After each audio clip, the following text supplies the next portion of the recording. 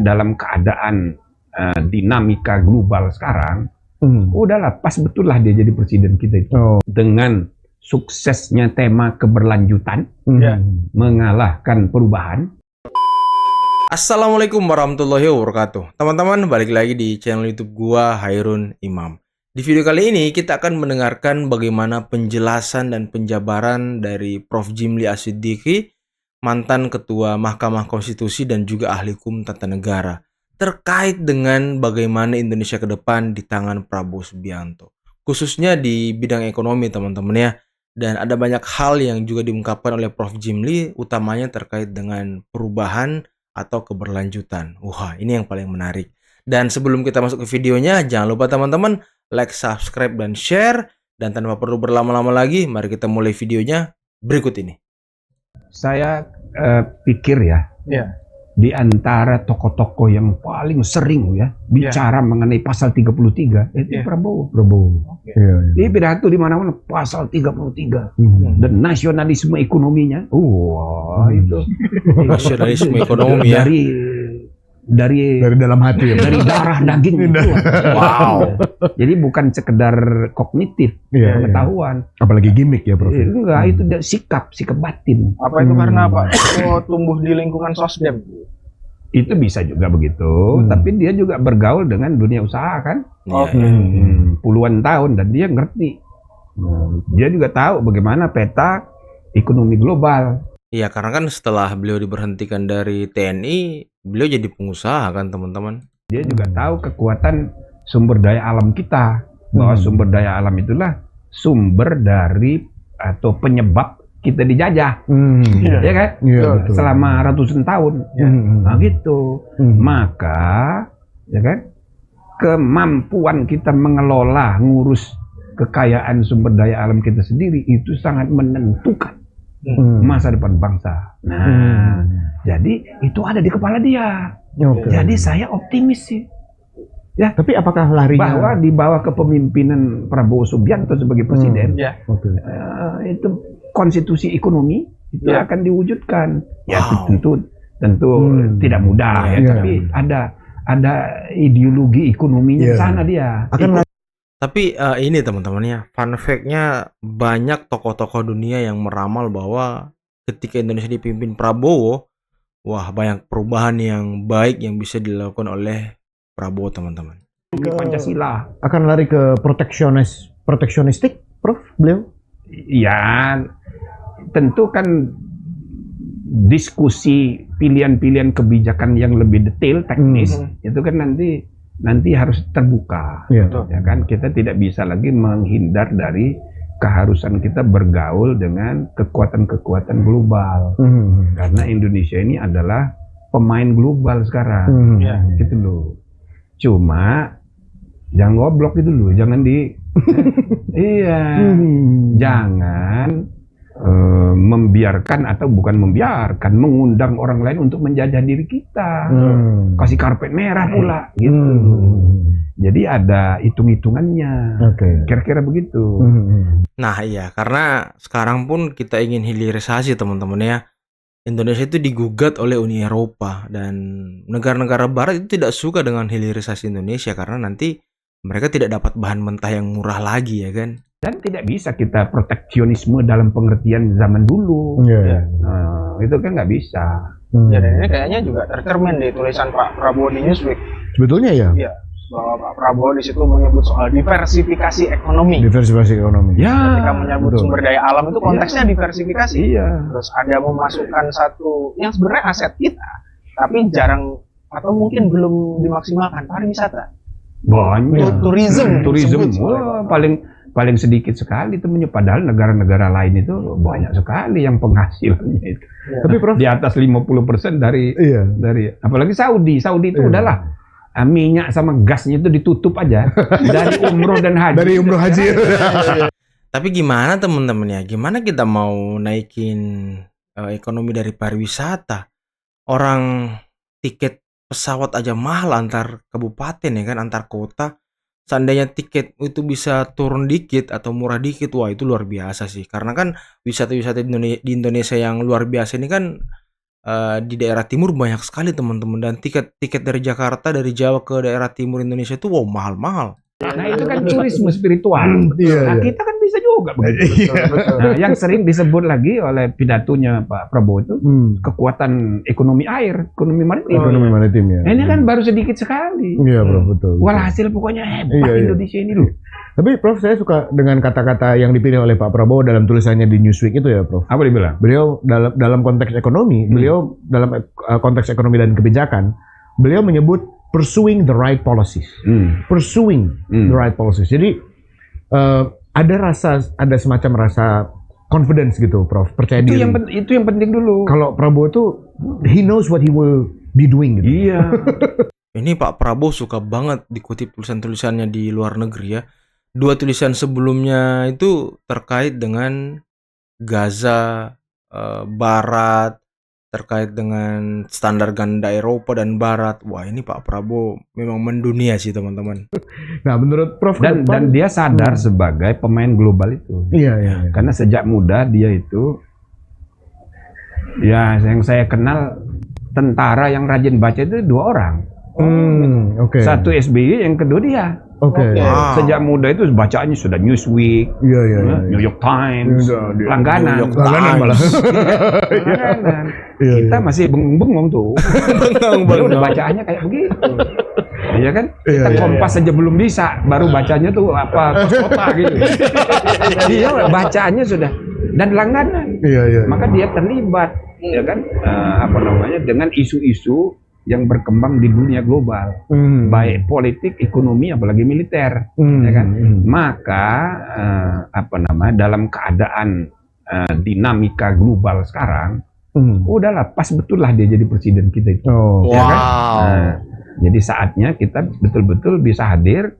Alhamdulillah kan sudah masuk G20 sejak SBY. Nah, sekarang makin diperhitungkan. Bahkan bahasa Indonesia sudah ditetapkan jadi bahasa internasional oleh UNESCO. Iya, betul. Jadi kan makin go global nih kita ini. Iya. Nah, ditambah lagi di zamannya Pak Prabowo Prabowo Gibran nanti. makin lagi. Jadi sudah benar itu tulisannya di New York Times ya. Di Newsweek. Dan dulu beberapa waktu yang lalu Prof juga di acara ICMI ya, Prof, pernah menyampaikan juga bahwa dulu bahkan waktu awal-awal ICMI berdiri, Pak Prabowo itu malah ikut membantu mengurusi hal-hal dari dalam. Itu ceritanya gimana, Prof? Banyak. Jadi ceritanya gimana, Prof? Kalau boleh di-spill kepada audiens. Ya kan kita kan tergantung pusat kekuasaan. Nah, ujungnya kan Pak Habibie kan sangat dekat sama Pak Habibie, sama Pak Harto, gitu kan. Bukan cuma ICMI, waktu mau mendirikan Bank Muamalat juga kayak gitu. Kayak gitu. Jadi kita kasih masukan gitu ya. Tapi informal ya lewat menantu juga. Tapi yang banyak membantu tentu Pak Habibie, tapi awalnya itu Pak Alamsah Ratu Perwira Negara. Ya kan? Dialah yang memperkenalkan kita ke Pak Habibie. Tapi dia juga kasak kusuk ke Pak Harto.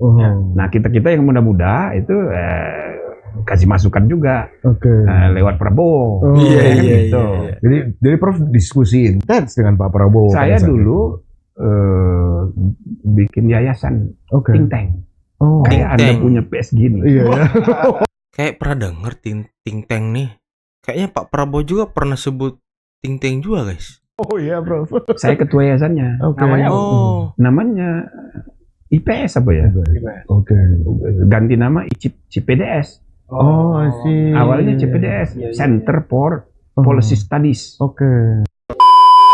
Nah, menurut Prof Jimli, ke depan dalam kepresidenan Pak Prabowo bicara tentang amandemen Undang-Undang Dasar, tentu perlu ada national consensus builder yang kuat. Dan Pak Prabowo apakah di dalam masanya beliau, menurut Prof, ada window yang lebar untuk amandemen? Kita harus rekonsiliasi budaya politik, rekonsiliasi sejarah, rekonsiliasi gap antar generasi, rekonsiliasi paradigma berpikir, semata-mata untuk Indonesia masa depan. Nah, jadi kita lupakan itu, bukan lupakan,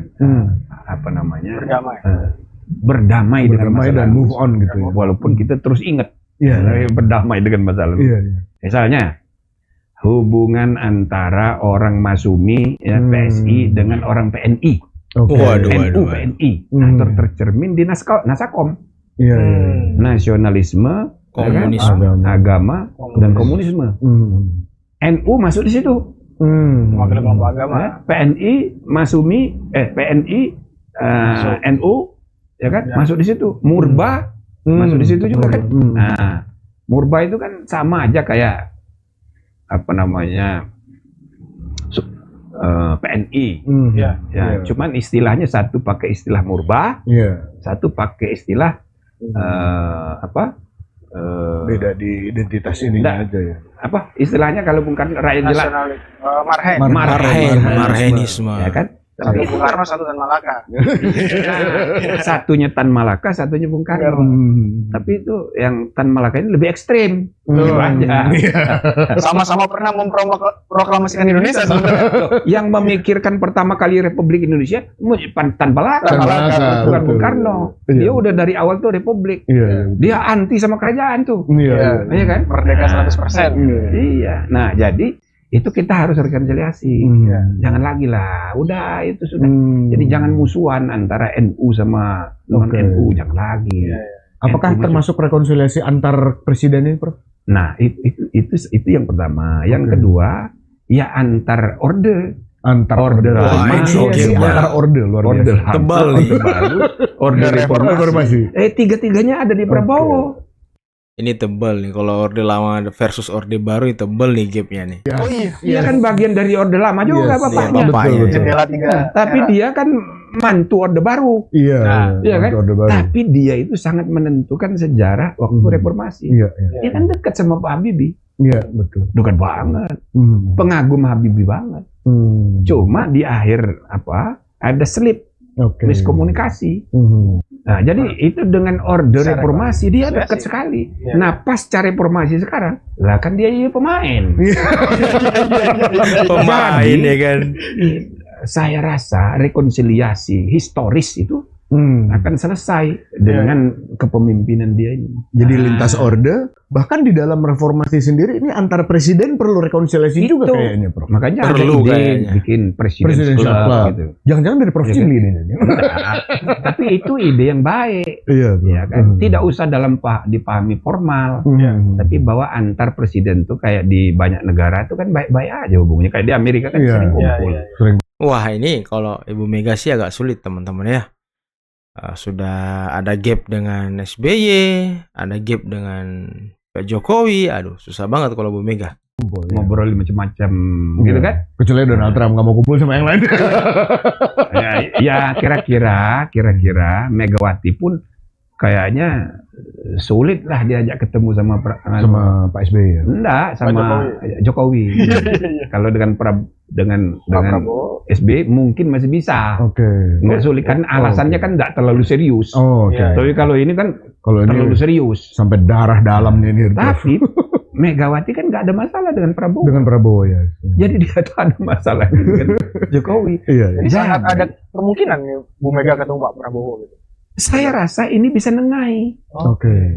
Ya kan? Kalau dengan SBY, dia kan teman lama. Dengan Megawati kan mantan cawapres, sama-sama kalah. Senasib dong. Sama-sama kalah. Jadi nggak ada masalah itu. Nah, ya kan? Dengan Jokowi, ya tentu Prabowo nggak ada masalah. Orang anaknya jadi wakilnya dia. Jadi saya rasa rekonsiliasi itu sangat mungkin di tangan Presiden Prabowo. Tapi nunggu dia jadi presiden dulu. Resmi dulu, Bro. Bahkan rekonsiliasi yang terakhir, salah satu masalah serius bangsa kita ini adalah tradisi kesinambungan, estafet kepemimpinan. Kita selalu dipengaruhi oleh budaya kilometer nol.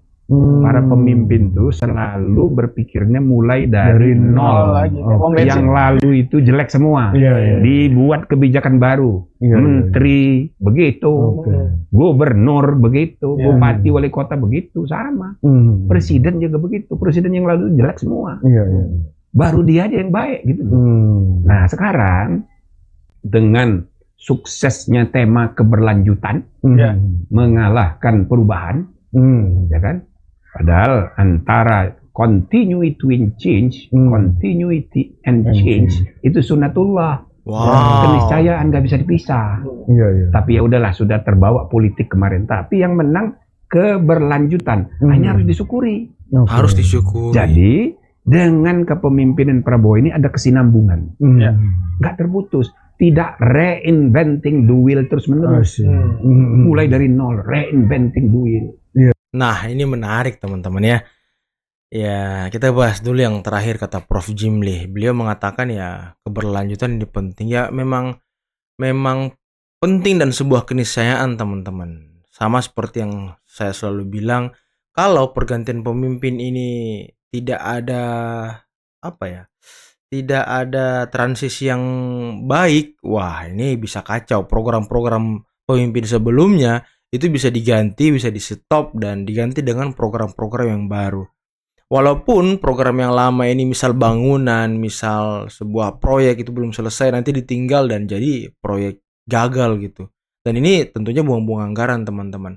Nah, kenapa keberlanjutan penting? Agar portofolio yang sudah dibuat oleh presiden sebelumnya, ataupun kuda-kuda yang sudah, ataupun pondasi yang sudah dibuat presiden sebelumnya, itu bisa dilanjutkan ke presiden setelahnya teman-teman. Contoh Pak Jokowi membangun infrastruktur, mengkoneksikan Indonesia, membangun fasilitas-fasilitas umum. Nah, Pak Prabowo waktunya untuk membangun sumber daya manusia, teman-teman. Jadi infrastruktur yang sudah dibangun, kemudian Pak Prabowo melanjutkan dengan membangun sumber daya manusia. Ini kan sangat baik gitu.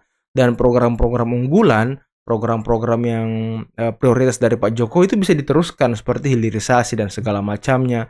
Ini kan kalau pergantiannya tidak mulus atau transisinya tidak baik, ya maka program-program Pak Jokowi seperti hilirisasi, KN dan segala macam itu kan otomatis kemungkinan besar bisa di stop juga teman-teman. Dan ini berbahaya bagi Republik kita karena nanti akan terjadi buang-buang anggaran, proyek mangkrak, tidak jalan seperti Wisma Atlet kemarin teman-teman.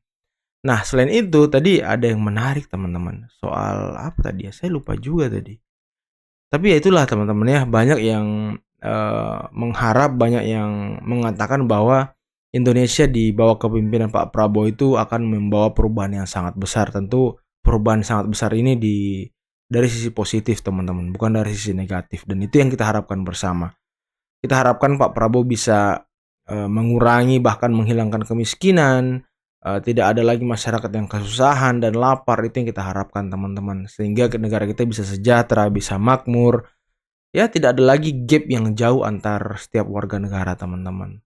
Ya semoga lah teman-teman ya, ke depan Indonesia menjadi lebih baik lagi.